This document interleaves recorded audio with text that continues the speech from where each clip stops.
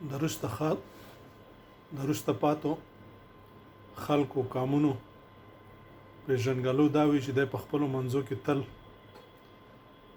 یو بل وژني، یو بل ته سپکاوی کوي، د یو بل سره بوخت وي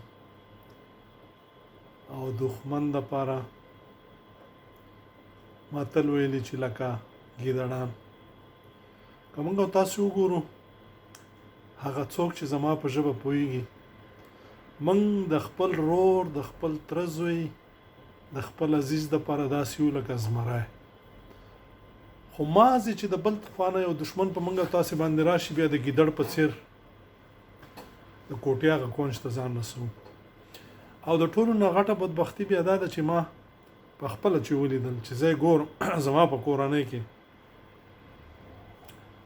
د دښمن صفت کوي، د هغه خلکو صفت کوي چې تل یې د پلار وژلی، تل یې د ده وطن لوټ کړی، تل یې د ده قام لوټ کړی، تل یې د ده خاوره غصب کړې ده. بس بیا څه وایي الله رضا دپاره. موږ نه د دین شو نه د دنیا. موږ او تاسې صحیح په قرآن او په اسلام باندې ځان پوه کړی نه دی. که یې پوه کړو نو بخښنه یوازې په مانځه، په روژې او په حجونو نه ده.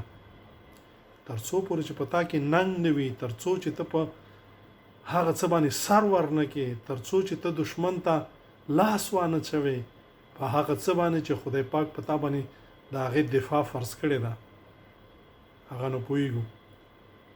مور د چا ویوړه، حیا د چا ویوړه، وطن د چا لوټ که، قام د چا لوټ که، ولس د چا لوټ که. او ما دپاره د ټولو نه مخکې اسلام دی. همدغه د درواغو، همدغه د منافقت، همدغه د بېمانۍ، همدغه د قرآن نه منلو پېژنګلو ده چې په خوله خو وایو چې ما ته مخکې د هر څه نه اسلام دی، خو خبر نه دی چې اسلام څه ته وایي.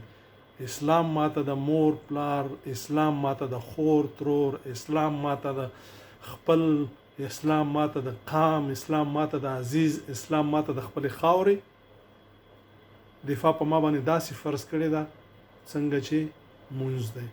خو نور قضاوت په تاسو. السلام علیکم.